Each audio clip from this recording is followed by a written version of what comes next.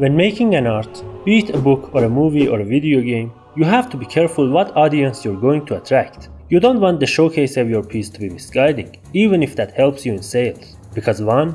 The audience you attracted gets disappointed when they don't get what they hoped for, and 2. Your actual potential audience, the ones who would have loved your piece, will never know about it or won't try it. World of Goo falls in this pit by using a specific art style and animation that looks a little childish, while it approaches deep and philosophical themes with a story about industrialization and exploitation of both resources and people. Is there a reason behind this? Yes. They wanted to alleviate the heavy burden of their story by creating a cheerful scenery, like lighting up the darkness they were discussing.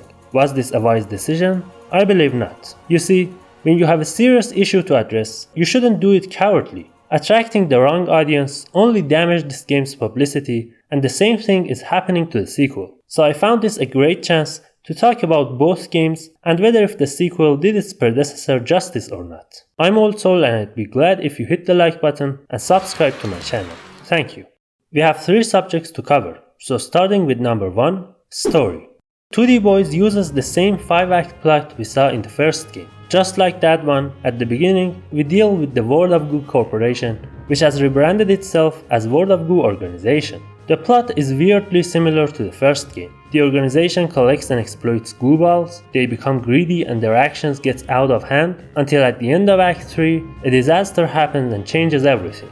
Then Act 4 is a weird, out-of-place chapter with unique elements which leads to the short finale in Act 5, Goo Ball's Salvation. If we are to compare the 2 games, the first one had such a better story. The corporation was way more powerful and evil. The endeavors of Goo Balls for freedom was much more tangible. It actually had ups and downs with weird and creative plot points like inventing the Z dimension or undeleting every message. The sequel falls short in this field. I don't even know why are all these happening.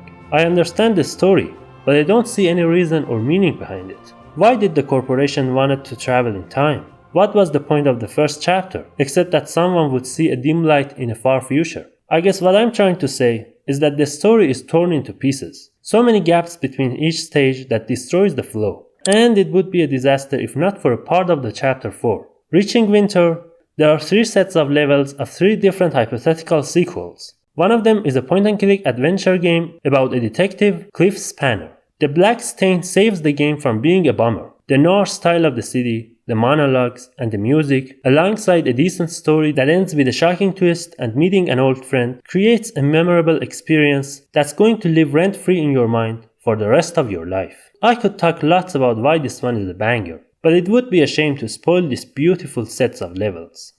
Number 2. Gameplay. In a sequel, we always want to have an improved version of the older gameplay elements of the first game, alongside new and creative things that would excite us. For instance, in Dishonored 1, you could teleport or slow time or summon mice. In Dishonored 2, not only these features were upgraded, but now you had the abilities like Doppelganger and Mesmerize. The sequel of World of Goo fails in this subject.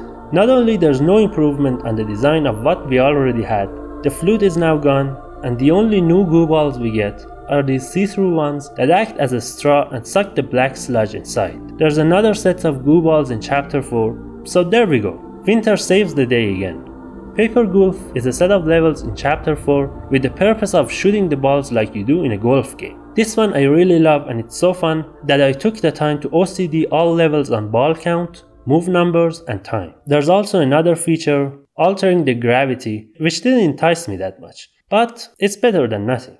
Last but not least, theme and world building. Okay, I would gladly throw away all I said about this game if the vibe and the feeling of the game was on point. But as you can guess, I think it's not. No, it's bland and raw and tasteless. Let me explain. Do you remember this level? How fun and iconic it was? What about this? So stressful with the fire and the rotating head. What about this one? When you found out that you should balance the spread of fire in both sides so this thing falls properly. Or these giant beauty essences. Or this sad yet hopeful ending. None of them can be seen in the sequel. If World of Goo 1 was a homemade dinner that your mother cooked for you, World of Goo 2 is a luxurious dish by 5-star venue which may or may not look delicious but wasn't cooked with love. That's what this game lacks. Love. With all this said, World of Goo 2 is still worth playing, But keep in mind that you're not going to experience the first game, probably ever. If you enjoyed, hit the like button and subscribe. And just like always, remember, be safe, friend. Don't you dare go hollow.